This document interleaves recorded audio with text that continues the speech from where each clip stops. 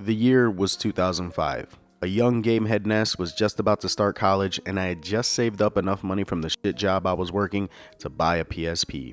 For the next 3 years, this console stood attached to my hip. It was absolutely perfect for the period of life that I was in. I could play in between classes, use it to browse the internet, use it as an MP3 player while I rode public transportation, and I even had a ton of those UMD movies. Yeah, the PSP was great, it was way ahead of its time, and it was a digital media powerhouse. But what was once a pocket-sized technological marvel is just now another in a deep sea of aging consoles. So I asked the question, in the year 2021, is it still worth going out and buying a PSP? The short answer is yes.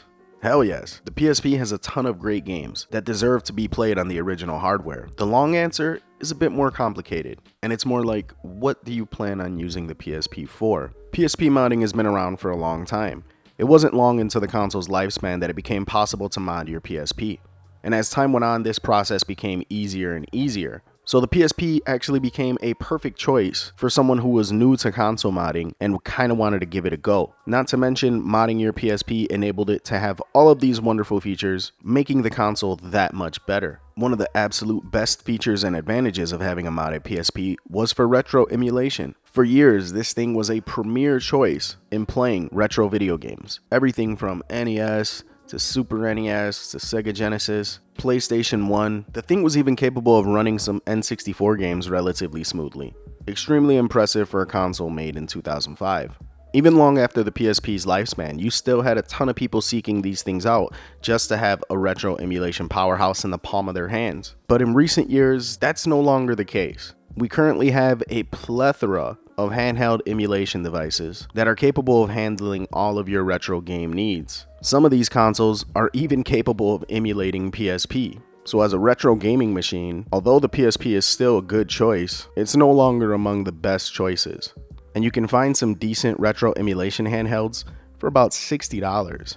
As a media machine, the PSP was my go-to. I watched movies on it, browsed the internet on it, used it as an MP3 player, listened to all my music. I even had one of those weird stereo systems that came out for the console. It was cool at the time, but looking at it now, it's kind of ridiculous and excessive. But during that time period, the PSP was a Johnny on the spot when it came to media. And that's no longer the case once again. Nowadays, pretty much your cell phone handles all of these needs. Movie streaming services, digital music distribution, and all your web browsing needs are done with the everyday smartphone. Considering back then I was rocking a flip phone that didn't even have a camera attached, the PSP was absolutely amazing in my eyes. But nowadays, as a media player, the PSP is as dated as portable DVD players. Now, where the PSP really shines and holds all of its relevance for today's day and age is with its actual library. I know I said earlier that there are devices that can emulate PSP, but some of the best games for the console don't run well on low-end devices. And the best way to enjoy most of these games is on a PSP console. And with the fact that now you can buy an adapter for a micro SD card, you can throw a 32 or 64 gigabyte in here and pretty much load it up with a ton of games.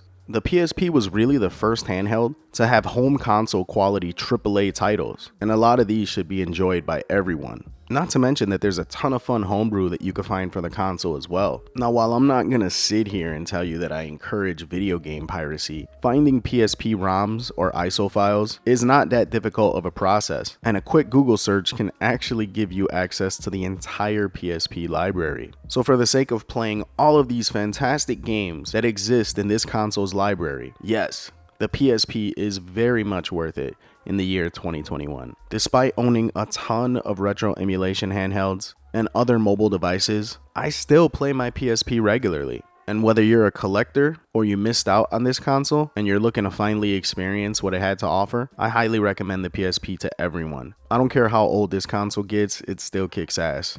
Anyway, hope you guys enjoyed. Until next time, this is Ness, signing out.